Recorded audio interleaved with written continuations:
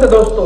तो दोस्तों आपका स्वागत है फिर से एक नई वीडियो में। आज हम इस वीडियो में बात करेंगे कि महाभारत युद्ध के दौरान भीम ने दुर्योधन को कैसे मारा।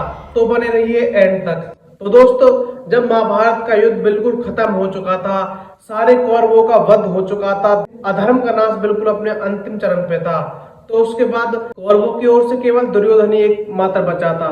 तो दोस्तों बस दुर्योधन को मारकर विजय प्राप्त करना बाकी था।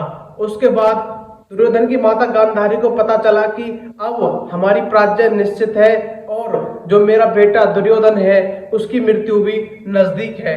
तो दोस्तों जब गांधारी ने अपने पति को अंधा देख अपनी आंखों पर भी पट्टी बांधी तो उसको वरदान मिला था कि तुम जब भी अपनी पट्टी हटाओगे, जब भी किसी को देखोगी तो उसका शरीर वज्र का हो जाएगा, मतलब लोहे का हो जाएगा।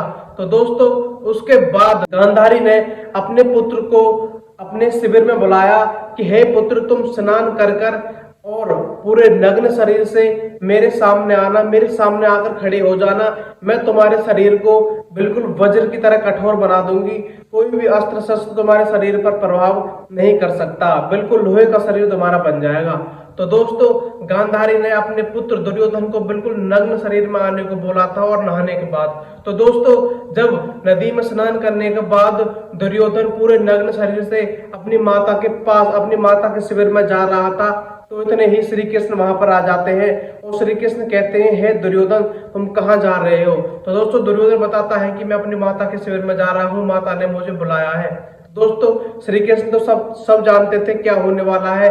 तो श्री कृष्ण ने दुर्योधन से कहा, हे दुर्योधन, तुमको शर्म नहीं आती, तुम ऐसे नग्न शरीर से अपनी माता के सामने जाओगे। तो दोस्तों दुर्योधन ने कहा, नहीं, मेरी माता ने मुझे ऐसे बुलाया है। श्री कृष्ण ने दुर्योधन को समझाया कि ऐसे नहीं जा सकते तुम, क्योंकि तुम्हारे मर्यादा के खिलाफ है, तुम बड़े हो गए हो दुर्योधन, अब छोड़ नहीं रहे हो।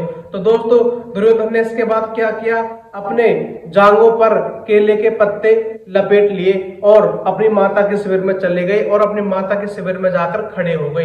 तो दोस्तों जैसे गांधारी ने, दुर्योधन की मां ने अपनी आंखों के आगे से पट्टी हटाई तो आंखों में से एक तेज रोशनी निकली जो कि दुर्योधन के शरीर पर पड़ी। दुर्योधन का सारा शरीर वज्र का हो गया था। जब गांधारी ने देखा कि दुर्योधन का सारा शरीर वज्र का हो गया है, केवल उसकी जांग बच गई है क्योंकि उसने जांघों पर पत्ते लपेट रखे थे। तो दोस्तों गांधारी इसको देखते हुए कहते हैं, हे पुत्र, ये तुमने क्या कर दिया, क्या अनर्थ कर दिया, पत्ते लपेट कर क्यों आए, मैं तुमसे बोला था ना तुमको नग्न शरीर में आना है। तो दोस्तों इसको देखकर दुर्योधन कहता है, माँ, मैं तुम्हारे सामने कैसे आ सकता था, मैं तो बड़ा हो गया हूँ। गांधारी कहती है कि तुम चाहे कितने बड़े हो जाए, एक माँ बाप के लिए तो तुम रहोगे बालक ही, तुमने बहुत बड़ा अनर्थ कर दिया है। तो दोस्तों इसके बाद जब दुर्योधन केवल आखिरी व्यक्ति बचा था तो दुर्योधन और भीम का युद्ध हुआ। तो दोस्तों दुर्योधन और भीम के युद्ध के दौरान दुर्योधन भीम पर भारी पड़ रहा था। दुर्योधन भीम को बहुत गदा युद्ध में पराजित करने की कगार पर था। तो दोस्तों उस समय श्री कृष्ण भीम को इशारा करते हैं, हे भीम, तुमने प्रतिज्ञा ली थी कि दुर्योधन की जंगा को तोड़ोगे, अपनी प्रतिज्ञा को पूर्ण करो।